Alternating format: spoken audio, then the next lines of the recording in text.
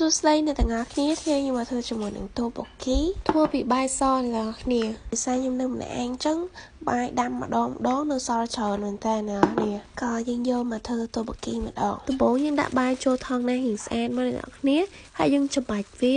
កិនវាច្របាច់វាធ្វើមិនឲ្យវាម៉ត់ទេអ្នកទាំងអស់គ្នានិយាយទៅយកសវាមកធ្វើអញ្ចឹងគឺស្រួលជាងគេវាស្រួលម៉ត់ជាងគេយើងដំវាក៏បានដែរអ្នកទាំងអស់គ្នានេះយកលីមួយម្សៅឆាណាម្សៅពោតក៏បានដែរនឹងដាក់បាយចូលលុញរហូតដល់វាអស់ស្អិតទៅអ្នកគ្នាទៅម្សៅនឹងអត់ទៀងអ្នកគ្នា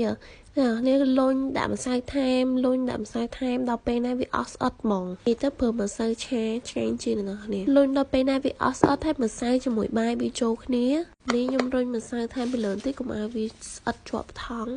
ហើយឥឡូវយើងលុញធ្វើតូបូគីអ្នកគ្នាតែក៏ប៉ុន្តែពេលយើងលុញអញ្ចឹងហើយលុញលើថង់ទៅវាអត់សូវស្អិតទេអ្នកទាំងអស់គ្នាលុញឲ្យវាវែងល្មមប៉ុន្តែបុកគីហើយទាំងអស់គ្នាកាត់ក្បាលវាសងខាងចេញណា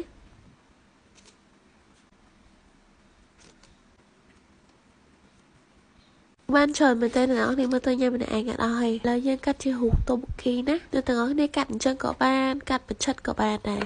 តែកាត់អញ្ចឹងដូចជាអ្នកទាំងអស់គ្នាបានច្រើនមែនតើអ្នកនរគ្នាប្រហែលជាខ្ញុំញ៉ាំ2ថ្ងៃបានអស់តោះបានអ្នកនរគ្នាដាំទឹកឲ្យពុះហើយបានដាក់តូបូគីចូលយើងកូរវាមើលវារហូតអ្នកនរគ្នាកុំទុកចោលណាយ៉ាត់ជាប់គ្នាម្ដុំលឿនទេអ្នកទាំងអស់គ្នាប្រហែល 3-4 នាទីគឺវាប្រែតឡើងអញ្ចឹងបន្ទាប់មកយើងយកចេញទៅលាងជាមួយនឹងទឹកត្រជាក់អ្នកគ្នាណាលាងទឹកអញ្ចឹងនឹងធ្វើឲ្យតូបូគីយើងស្វិតហើយអត់ជាប់គ្នាពេលឥឡូវយើងទៅលាយគ្រឿងម្ដងស្ករ1ស្លាបព្រារ៉ូឌី1ចុងស្លាបព្រាទឹកម្ទេសកូរ៉េ2ស្លាបព្រាទៅអ្នកទាំងអស់គ្នាមានទឹកប៉េងប៉ោះដាក់ទឹកប៉េងប៉ោះ2ស្លាបព្រាណានេះដោយសារខ្ញុំអស់អញ្ចឹងខ្ញុំចំនួនទឹកម្ទេសថៃវាជូរម្ទេសហូយតាមចំណូលចិត្តថៃយើងកូរឲ្យសព្វដល់វគ្គសំខាន់នេះអ្នកគ្នាដាក់ឆ្នាំងឲ្យក្តៅ